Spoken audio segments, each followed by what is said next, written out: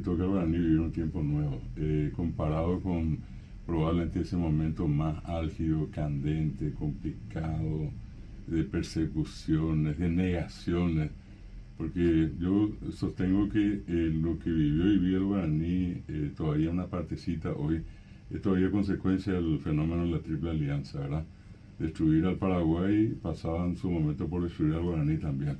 Y bueno, eso se fue gestando de muchas maneras, y hasta hace poco era prohibida, ni greñe, debió campesino, ¿verdad?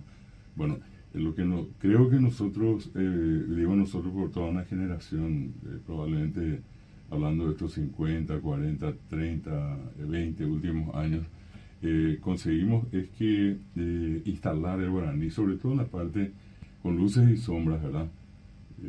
El tema de la formación académica de la gente, ¿verdad? Y mucha gente dice, yo conozco, a mí me gusta, pero tener ese apego, esa valoración, esa identificación con el guaraní, sin tener un sustento académico, lingüístico, literario, es como que la cuestión no está completa.